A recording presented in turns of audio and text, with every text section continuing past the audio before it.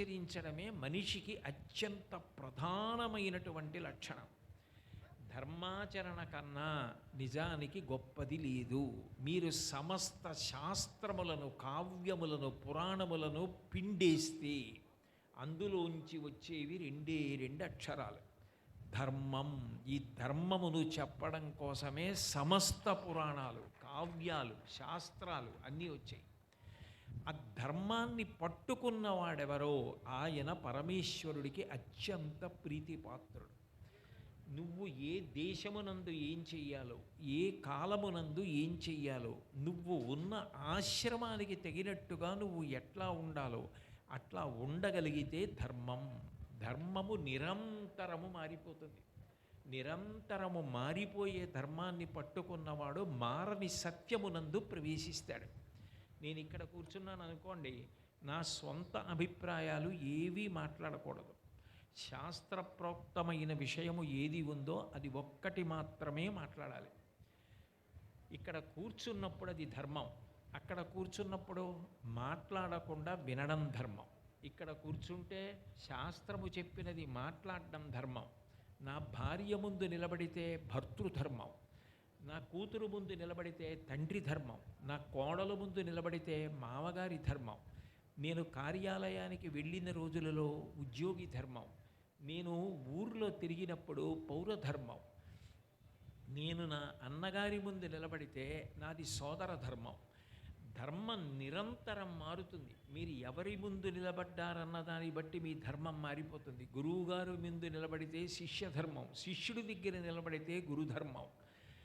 దేశమును బట్టి మారిపోతుంది. నేను ఇంటి దగ్గర ఉంటే అనుష్ఠానం ఒకలా చెయ్యాలి, నేను ఇల్లు వదిలిపెట్టి పై ఊరు వెళ్ళిపోయినప్పుడు అనుష్ఠానం ఒకలా చెయ్యాలి. దేశమును బట్టి ఆచారం మారుతుంది, కాలమును బట్టి మారిపోతుంది.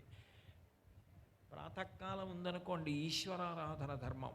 మధ్యాహ్న వేళ ధార్మికమైనటువంటి అర్ధ సముపార్జన ధర్మం.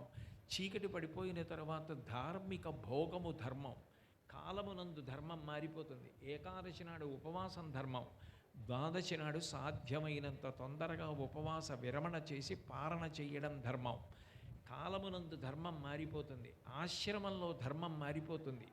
బ్రహ్మచారిది ఒక ధర్మం, దానం పట్టుకూడదు, అద్దం చూసుకోకూడదు, అలంకారం చేసుకోకూడదు, తాంబూలం వేసుకోకూడదు. గృహస్థు తాంబూలం వేసుకోవచ్చు, దానం పట్టచ్చు, ధర్మపత్నితో కలిసి ఉండవచ్చు, కామమును ధర్మము చేత ముడివేసి సంతానమన్న అర్థమును పొందవచ్చు. గృహస్థు ధర్మం మారిపోతుంది, వానప్రస్థు ధర్మం మారిపోతుంది, సన్యాసి యొక్క ధర్మం మారిపోతుంది. ఒక ధర్మం ఒకలా ఉండదు. ఆశ్రమాన్ని బట్టి ధర్మం మారిపోతుంది. ఇలా మారిపోతున్న ధర్మం ఎప్పుడు ఏది ఆచరించాలో చెప్పగలిగిన వాడెవరంటే భగవంతుడు ఒక్కడే. అందుకే ధర్మమునకు 5 ప్రమాణములు. ఒకటి శృతి, అంటే వేదము మొట్టమొదటిది. వేదమునందు ఏది చెప్పబడిందో దాన్నే ఋషులు సంకలనం చేసి ఇస్తారు, దాన్ని స్మృతి అంటారు. గౌతమ స్మృతి, అత్రి స్మృతి, యాజ్ఞవల్క్య స్మృతి, అట్లాగా. శృతేరివార్థం స్మృతిరన్వగచ్చత్ అంటాడు కాళిదాసు. ఆవు వెంట దూడ వెళ్ళినట్టుగా వేదం వెనక స్మృతి వెళ్తుంది. శృతిని తెలుసుకుంటే వేదం చదువుకున్నా ధర్మం తెలుస్తుంది. నేను వేదం చదువుకోలేదండి అంటే స్మృతి గ్రంథాలు చదువుకుంటే ధర్మం తెలుస్తుంది. నాకు వేదము తెలియదు, స్మృతి తెలియదు అండి అంటే పురాణము చదువుకోమంటారు. పురాణ ప్రవచనము దేని కొరకు విట్టారు అంటే ధర్మాన్ని తెలుసుకోవడం కోసం. చరిత్ర వేరు, పురాణం వేరు. చరిత్ర ఒక రాజు ఎప్పుడు పుట్టి ఎప్పటి వరకు ఉండి ఎప్పుడు చనిపోయాడో చెప్తుంది. పురాణం అట్లా కాదు, ఆ జీవుడు ఏమయ్యాడో చెప్తుంది. చేసిన పాపపుణ్యములకు మళ్ళీ ఎక్కడ పుట్టాడో, ఏమనుభవించాడో, ఎప్పటికి తరించాడో ఈ విషయాలు చెప్తుంది. శృతి, స్మృతి, పురాణం. 4వది శిష్టాచారం. పెద్దలైనటువంటి వారు ఎట్లా ప్రవర్తిస్తారో దానిని చూసి మిగిలిన వాళ్ళందరూ కూడా ప్రవర్తిస్తారు. యద్యదాచరతి శ్రేష్ఠ తత్తదేవేతరో జనః సహ ప్రమాణం కురితే లోకస్తదనువర్తతే. పెద్దలైన వారు, శాస్త్రము తెలిసున్నవారు ఎట్లా ప్రవర్తిస్తారో మిగిలిన వారందరూ వారిని చూసి అట్లాగే ప్రవర్తిస్తారు. కాబట్టి శిష్టాచారము ధర్మం. 5వది అంతరాత్మ. మనకి ఏమీ తెలియకపోయినా తప్పు చేస్తున్నప్పుడు లోపల నుంచి ప్రబోధం వినపడుతుంది, వద్దు ఈ పని చెయ్యకు, ఇది తప్పు, ఇట్లాంటి పని చెయ్యకూడదని లోపల నుంచి ప్రబోధం వినపడుతుంది. అంతరాత్మ ధర్మం. 5 ధర్మమునకు ప్రమాణములు. అటువంటి ధర్మమును ఎవడు పట్టుకుంటాడో వాడిని రక్షించడం కోసం భగవంతుడు వాడి వెంట పరిగెడుతుంటాడు. ఆయనని రక్షించమని అడగక్కర్లేదు. ఒక భక్తుడైన వాణ్ణి రక్షించడం తన ధర్మంగా భగవంతుడు స్వీకరిస్తాడు. అందుకే రక్షణము లేక సాధుడు రక్షితుడగు సమత చేసి రాయుడులందున్ రక్షణలు వేయి కలిగిన శిక్షితుడగు కలుడు పాప చిత్తుండగుటన్ అంటారు. ఎన్ని రక్షణలు పెట్టుకున్నా ధర్మానుష్ఠానం లేనప్పుడు ఆ వ్యక్తి మనుగడ సాగించలేడు. ఏ రక్షణ లేకపోయినా ధర్మాన్ని పట్టుకున్నవాడు భగవంతుని చేత రక్షింపబడతాడు. భాగవతంలో వామనమూర్తి ఘట్టంలో భగవంతుడు ఒక మాట అంటాడు, వాడు నా కొరకు రక్షింపవలయువాడు అంటాడు. వాడిని నేను ఎందుకు రక్షించాలి అంటే వాడు ధర్మాన్ని పట్టుకున్నాడు, నేను చెప్పింది వాడు చేస్తున్నాడు. నేను చెప్పింది చేసి బ్రతుకుతున్న వాణ్ణి నేనే రక్షించకపోతే అసలు నేనున్నానని లోకం ఎలా నమ్ముతుంది? కాబట్టి నేను వాడిని రక్షించుకోవాలంటాడు. మన మహాభారతంలో ధర్మరాజు గారు, భీముడు, అర్జునుడు, నకులుడు, సహదేవుడు వీళ్ళైదుగురు ఎంతసేపు పూజ చేశారు అంటే ఎంతసేపు పూజ చేశారన్నది కాదు ప్రశ్న, భగవంతుడు చెప్పినట్లు బ్రతికారా లేదా అన్నది ప్రశ్న. భగవంతుడు ఎట్లా చెప్పాడో అట్లాగే వాళ్ళు బ్రతికారు. అట్లా బ్రతికారు కాబట్టి వాళ్ళని రక్షించుకోవడం కోసం అవసరమైతే బాణపు దెబ్బలు తాను తిని రక్షించుకున్నాడు.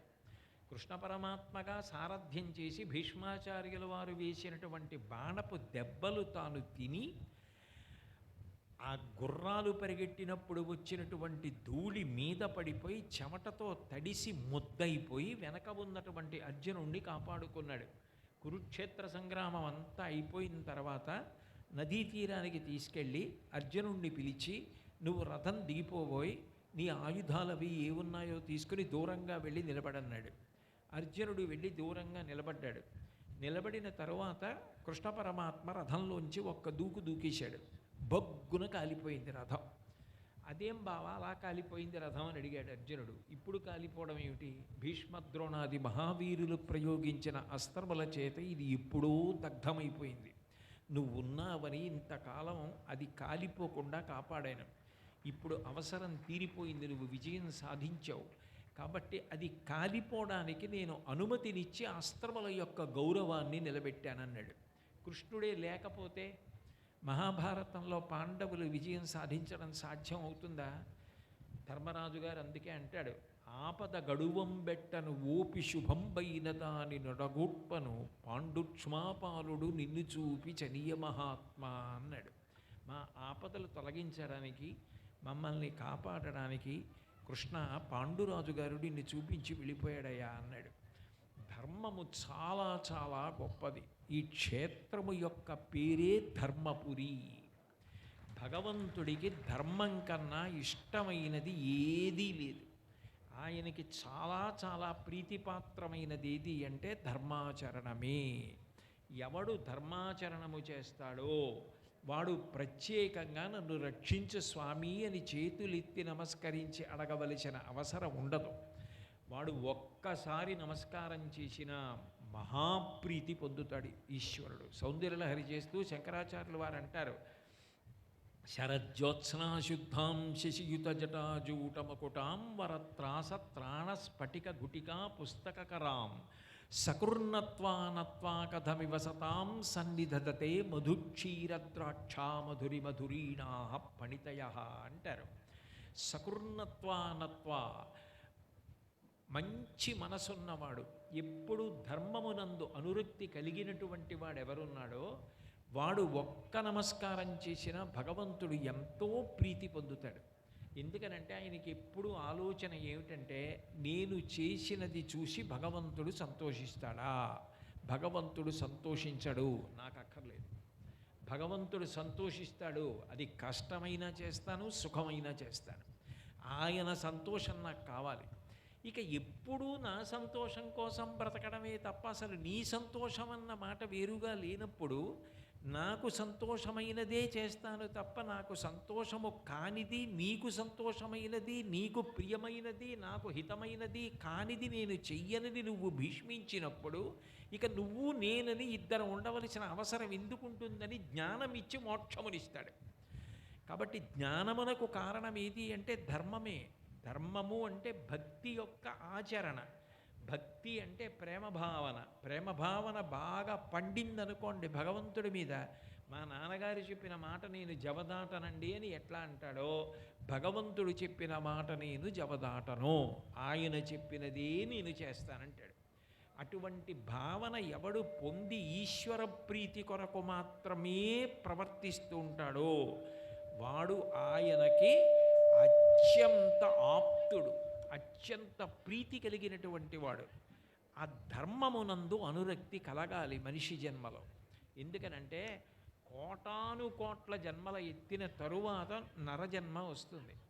అన్ని వేళలా వచ్చే జన్మ కాదు నరజన్మ.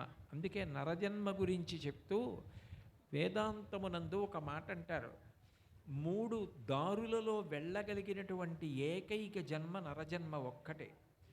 నేను శాస్త్రం ఏం చెప్పిందో అట్లాగే ప్రవర్తించి ఎప్పుడూ మంచి పనులు చేస్తాను, పుణ్యకార్యములే చేస్తాను.